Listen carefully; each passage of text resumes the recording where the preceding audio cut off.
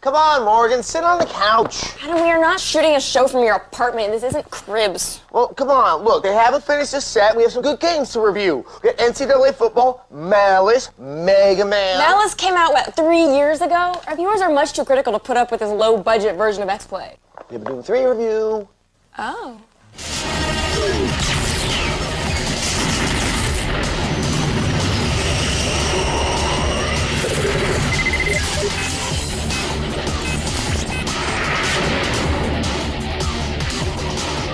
And you thought their production values couldn't get any lower. It's Adam Sessler and Morgan Webb. Hello, welcome to this lo-fi edition of X-Play. Now, we may not have a set. We may not have a budget. We may not have the poise and journalistic acumen of Carson Daly and Ryan Seacrest. But what we do have is Doom 3. The game we all have been waiting for, and waiting for, and waiting for, and then waiting Well, the wait is over. Here's our review of Doom 3. and waiting for.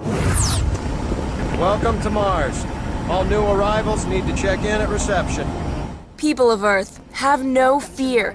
Apparently the gates to hell are located on Mars. So, as long as we don't colonize Mars, we won't have to worry about this. Or this. On the other hand, if we stay safely tucked away here on Earth, we won't get to do any of this. Or this. That's right, kids. Doom 3 is finally out. And is it everything we had hoped for? Not really. I'm gonna need you to step on one of those red squares on the floor for a bioscan. This'll only take a second. Yeah, and I'm gonna need you to go ahead and come in on Saturday, too. Doom 3 won't cure cancer, nor will it make you irresistibly attractive to the opposite sex. Hope you followed the sentry better than you followed orders so far. Or even the same sex. What Doom 3 does do is deliver a visceral first-person shooting experience that's only mildly disappointing. More on that later. But first, let's talk about the graphics. I like them. I like them a lot. While I wouldn't exactly call a blood-smeared hallway pretty, Doom 3 has some of the most impressive visuals ever, thanks in no small part to the incredible real-time lighting effects. It's all shimmery and shadowy and, well, God, just look at the screen, will ya? It's freaking amazing. Even the monsters look beautiful in a grotesque rotting corpse kind of way. And those monsters shoot up real good. This is Doom after all, so we were expecting tight, focused shooting action, and that's what you get here. Now, let's talk about the story. It's nothing special, but unlike earlier versions of Doom, it has taken great care to create a believable environment this time. Do I need to remind you of the groundbreaking work that we're doing here? No. Right from the get-go, you'll feel immersed in a place that actually feels like a real place. And, oddly enough, that's the biggest problem with Doom 3. I'm tired of running damage control every time he makes a mess. Right. You're the control. And if that fails, I'm the damage. The gameplay in the original Doom hinged largely on the player entering a room, whereupon secret doors would open up and out would pour a bunch of demons for you to kill. Much of Doom 3 works the same way. In fact, I think it's safe to say that most of the monsters in Doom 3 are totally gay. Why? Because they appear to have spent their entire existence in the closet. What worked in the boxy, surreal setting of Doom just doesn't hold water in the hyper-realistic world of Doom 3. Fortunately, not all of the monsters are hiding from the player and their sexuality. There are a good number of creepy monsters and genuine scares. It's here where Doom 3 shows its full potential. It's just too bad there aren't more moments like these. Still, the shooting portion of the game is rock solid and the visuals are fantastic. If you can lower your expectations going into the game, you're gonna have a great time. X-Play gives Doom 3 a 4 out of 5. 4 long years of development, and it still plays like the original Doom. Way to innovate, guys! Well, the gameplay is empty, but, you know, it looks pretty, and we're in LA now. That's what it's all about. Style over substance. Right, Adam? My career is over. It's not over. You have to introduce the next review. Then it's over. This is our review of Mega Man Anniversary Collection. Bye-bye. Wah.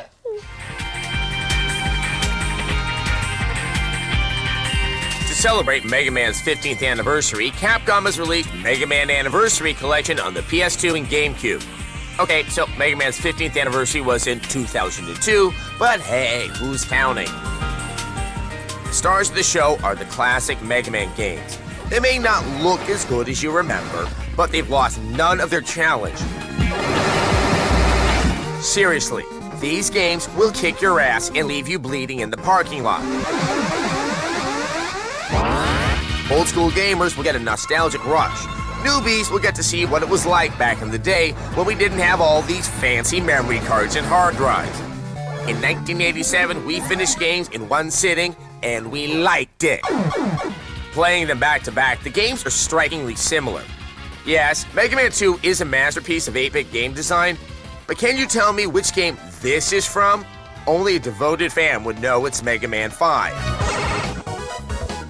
This perhaps says more about the innovative nature of the early games than a lack of quality in the later ones. The exceptions are Mega Man 7, the series' first foray into 16-bit territory, and Mega Man 8, a multimedia extravaganza from the Saturn and PS1 that still looks good. You might want to skip the cutscenes, though. Hey, Zach! Why must they fight you? We are not enemies! Shut up! Apparently, Dr. Light has been taking speech classes from Elmer Fudd. Something this powerful must not fall into the hands of evil.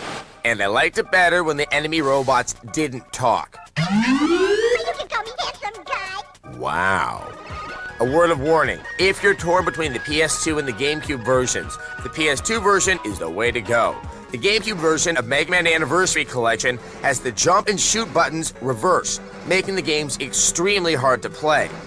If you're a fan, you already own this. If you're curious about the legacy of the little blue guy, this is a great way to experience it. Lovers of tough, no-nonsense platforming will find a challenge worthy of their skills. Oh, screw this. Mega Man Anniversary Collection nets itself a 4 out of 5. Yes, in the GameCube version, Capcom decided to switch the jump and fire buttons that Mega Man fans have gotten used to over the past, 15 years. It's just stupid. Why does everything we love have to change? I don't know. Hey, in related news, the color of our set is blue, just like the color of my soul. I thought the color of your soul was black. Yeah, but the smoke rising off of it, that's blue.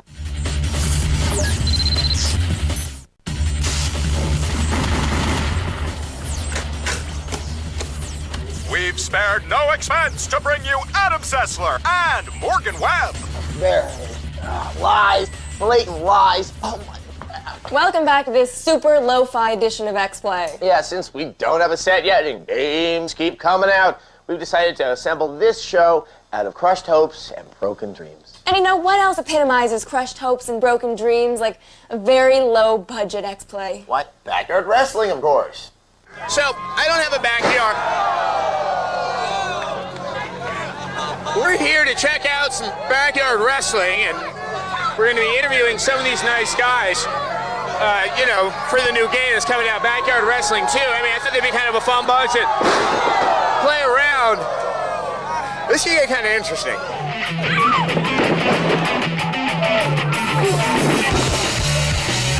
Backyard Wrestling is the trailer park trash of the WWE. I don't know what's worse, doing this for money or being a hanger-on like Insane Clown Posse.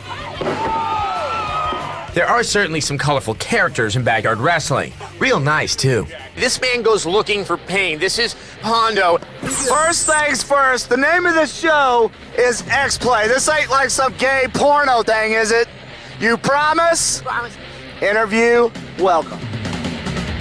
I'm not even paying him any attention. You know what I'm saying? He come back here, get me out of my corner while I'm sitting over here drinking, doing my thing, and all of a sudden, here comes Mr. Interviewer. Here comes Mr. Announcer. Here comes Mr. Get on my damn nerves. The only time I've been in the backyard wrestling, there was like 5 little kids out there trying to do what I do, and I kicked all 5 of their asses. My memory's bad. I have 40 concussions. I cracked my skull twice. I broke my back twice. Shit. I broke my arms. I broke my sternum. I have no sight in my right eye. I love to take little skinny, ugly shirt, middle-aged guys holding microphones in my face. So I'm gonna do this fucking interview for you, so what? What? What? Do you like it?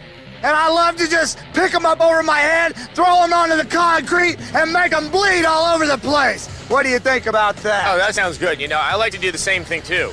I like beating the out of people and not being taken to court for it. I like beating the out of people and they can't charge me for it. I like doing the OJ to your ass and I can get away with it. Hondo is really good to me. What? Thank you very much. Have a nice day.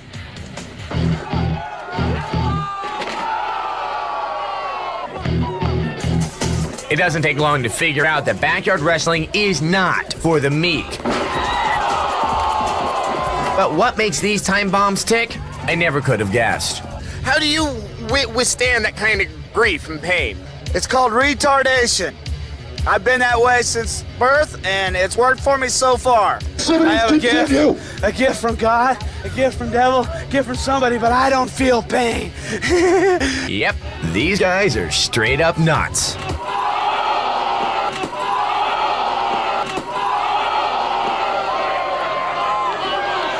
I have to give them credit, though. I'm not about to do this, or this, or this. And I don't think I'd do this either. I never would have guessed a scene like this could bring out the ladies. But boy, oh, mama, the reason for all this madness? Eidos is working in Backyard Wrestling 2, There Goes the Neighborhood for the PlayStation 2 and Xbox. Featuring more wrestlers, online play, and the same no-holds-barred combat of the original, Backyard Wrestling 2 will give fans of the subculture plenty to gnaw on. Okay, so that's Backyard Wrestling. I want you to see one thing here. I have a souvenir. That's blood on my shirt. I am now standing in a mess of real broken glass covered in blood. I came to find out about Backyard Wrestling, and I have. And I've learned a lot about the depths of the male soul. Oh, God. Do these people just wake up in the morning and say, hey, smashing my face in the broken glass sounds like a glorious career option? What kind of people find that sort of depravity entertaining? Oh! That felt good.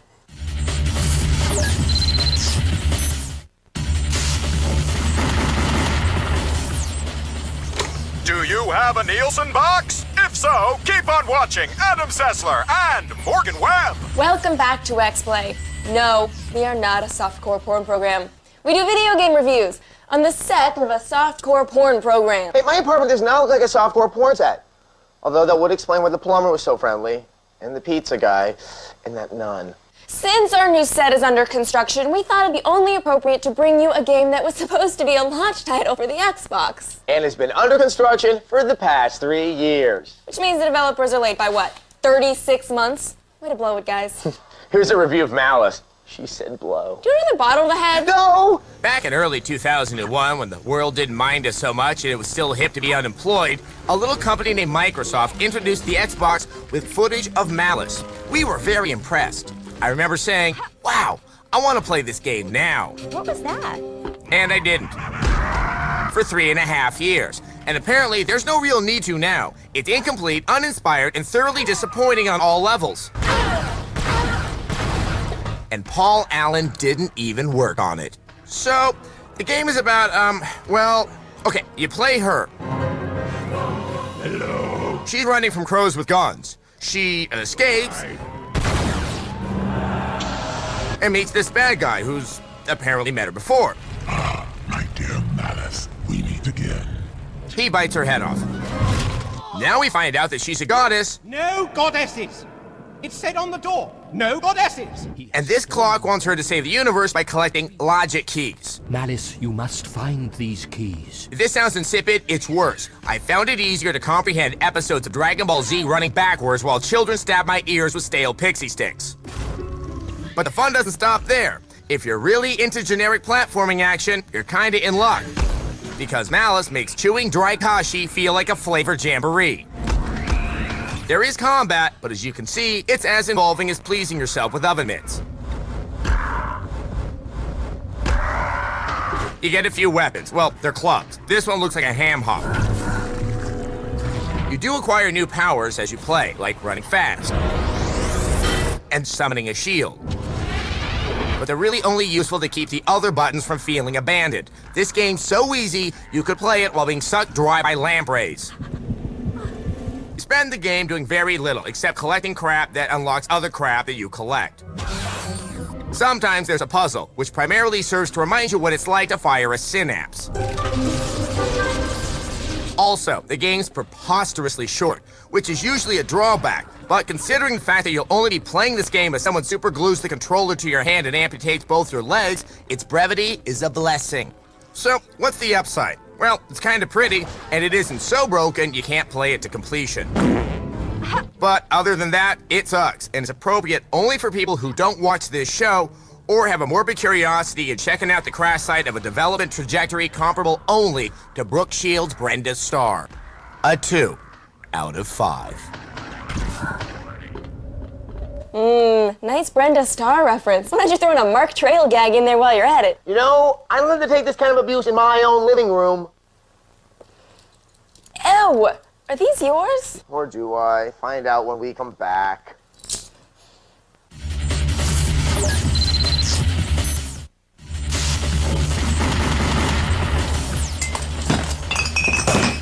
Now, with Broken Dreams, it's Adam Sessler and Morgan Webb.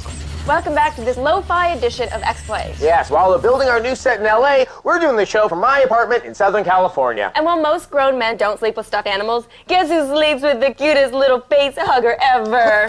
Wait! But it's so little and cute and face-hugging. Look, we have one more game left, and it comes from EA Sports, so we all know it's gonna be good. How good? Find out when we review NCAA Football 2005. Horny toads, hokies, and gamecocks? No, it's not the latest anime porn game. It's time for a little college football. Like a 7th-year senior, EA's NCAA Football 2005 is assured and focused. No longer wasting mom and dad's dough visualizing world peas and founding campus clubs for medicinal marijuana, but instead buckling down and getting on with getting on. It's in the game! Going into its 4th season for the PS2, the college franchise has already proven it is more than a campus clone of Madden. The latest version places its emphasis on subtle refinements over sweeping changes, which is what tends to happen when the gameplay is as seasoned as Joe Paterno is old. You're absolutely right. The look of the game remains the same, so you may wonder, why upgrade? To keep you enrolled for another semester, the team at EA has taken the sense of atmosphere to a whole new level. No, that's not the effects of the 7 beer bongs from the tailgate party in the parking lot. That's the new home field advantage challenge of being the visiting team. I feel sorry for that poor kid. When you step into a hostile stadium, crowd noise is deafening and rabid opposing fans will have your players shaking in their boots like a freshman with an out-of-state fake ID at the beer stand. That one's just too hot to handle. If a player becomes too rattled, expect dropped passes, blown coverages, and various other mental mishaps as monumental as the University of Colorado's recruiting tactics. Are you kidding me? Of course, you are probably wondering how you're supposed to know when a teammate has lost his composure before a game spirals out of control like the dreaded freshman 15 on your new girlfriend from the dorms. Quickly survey both teams by flicking the right analog stick at the line of scrimmage. You'll know at a glance which players have a good matchup and which players would be better off on the sidelines making a fresh jug of Gatorade for the rest of the team. That was the super duper special. The 2005 edition also adds the big hit button that can unleash a devastating tackle. The drawback? If you miss, you're giving the ball carrier an open lane towards the goal line. And it bit him right in the backside. Another feature you've gotta love is the ability for players to celebrate. After you show up the opposing team, why not rub it in a little with choreographed taunting?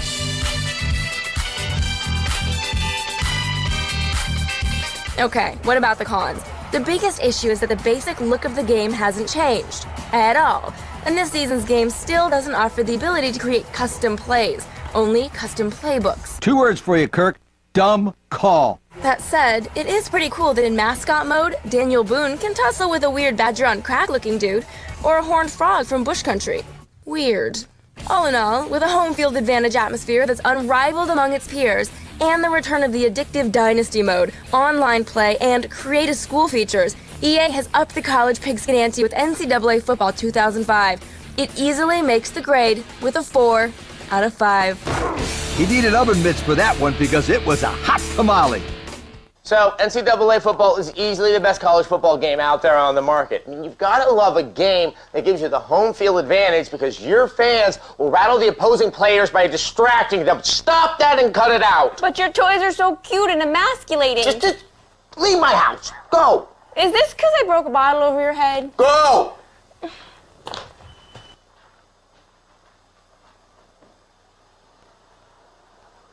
Okay, Mr. Psyduck, the mean lady is gone. Okay, want to take a walk? Sure thing. Going down this way, going down this way. Hey, what's this stuff over here? Looks like a forest. Want to go in? Hope there's no monsters. Neither do I.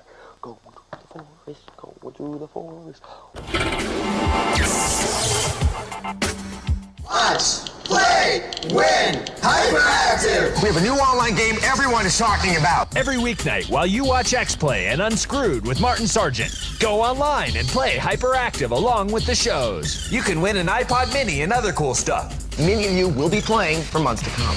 For rules and details, go to g4techtv.com/hyperactive and play along every night with X-Play at 11 and Unscrewed with Martin Sargent at 11:30.